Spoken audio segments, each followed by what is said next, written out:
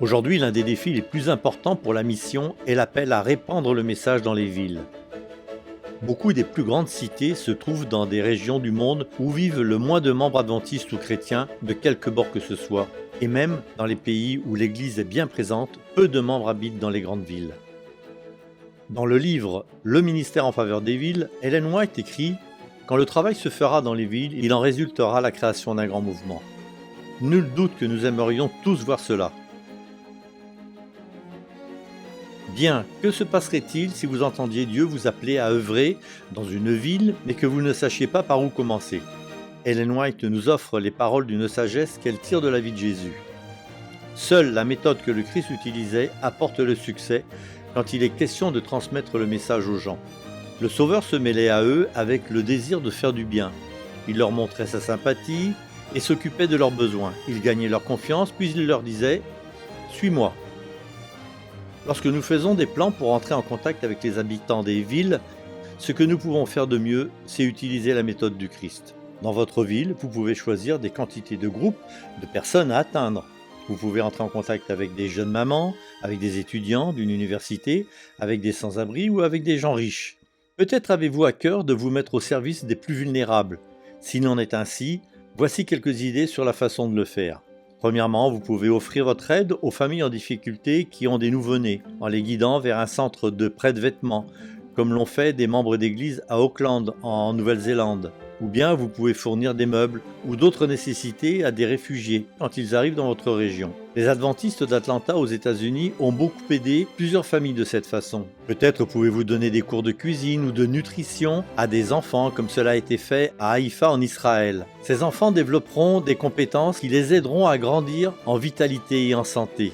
Ou bien offrir un endroit aux sans-abri où ils pourront laver leur linge, se doucher et recevoir un repas sain. Les adventistes de la ville de Guatemala ont de cette façon simple aidé à changer la vie des plus pauvres. Vous pouvez aussi régulièrement créer des activités pour les personnes atteintes de la maladie d'Alzheimer afin de soulager leurs aidants. C'est ce qu'a fait l'église de Taipei à Taïwan. Pour les anglophones, si vous voulez en savoir davantage au sujet de ces projets, vous trouverez davantage d'idées pour vous mettre au service des plus vulnérables. Rendez-vous sur le site web Mission to the City et cliquez sur Serve Your City.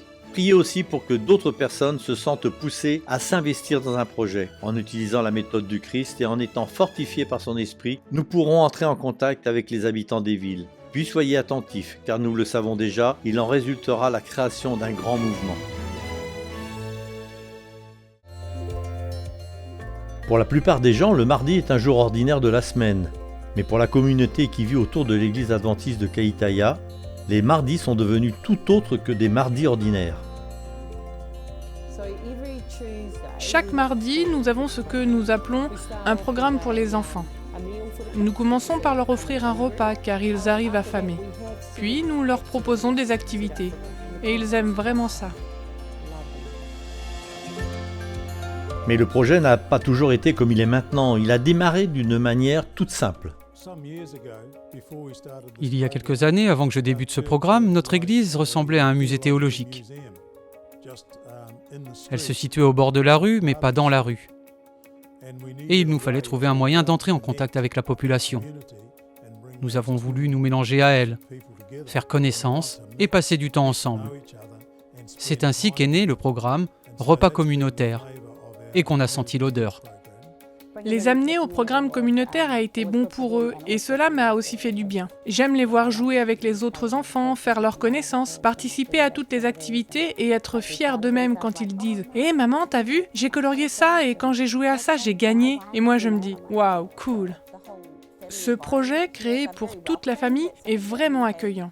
J'ai noté que quand je suis là, je me sens faire partie de la famille. C'est vraiment agréable. C'est juste une grande famille. Comme le suggère son nom, ce projet est fait pour la communauté. Il n'y a pas que les enfants et leurs familles qui en profitent, mais ceux qui s'investissent sont aussi touchés par ce mouvement. Comme Brian, qui est venu chercher un logement en ville et qui a trouvé beaucoup plus que cela. J'ai vu l'affiche à l'extérieur qui parlait de repas communautaires et j'ai entendu qu'il s'agissait de repas végétariens. J'aime la nourriture végétarienne. Aussi, je suis venu et elle m'a plu. Chaque mardi, les enfants trouvent ici de la nourriture pour leur corps et pour leur âme. Parfois, certains viennent m'embrasser et j'aime ça. Ce projet n'aurait pu se mettre en place sans le soutien spécial d'ADRA Nouvelle-Zélande. ADRA, c'est l'agence de secours et de développement de l'Église adventiste du 7e jour. Nous en sommes le bras humanitaire. En effet, nous avons des projets au niveau international pour aider les familles et les communautés dans le besoin. Ici, en Nouvelle-Zélande, nous sommes particulièrement attentifs aux besoins qui font jour dans la communauté. Grâce aux églises, nous répondons à certains de ces besoins au moyen d'initiatives telles que celle-ci. L'église de Kaitaia fait un travail merveilleux et ADRA aime œuvrer avec elle à cause de l'impact qu'elle a sur la communauté.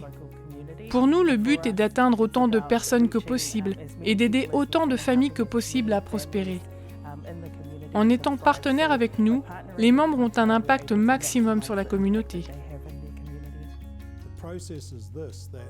Le processus est celui-ci. Quand ils entrent et qu'ils se sentent aimés de nous, que nous nous occupons d'eux en tant qu'individus, plus le fait qu'ils sont dans un endroit sécurisant et que de venir le mardi les réjouit, tout cela fait qu'ils en veulent toujours plus. Avec des cœurs engagés et des esprits ouverts, tout est possible. Et avec Dieu, bien sûr, c'est exactement ce qui se passe.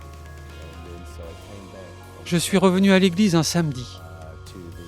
Et je m'en suis vraiment réjoui car je ne m'étais jamais rendu à un service chrétien de toute ma vie.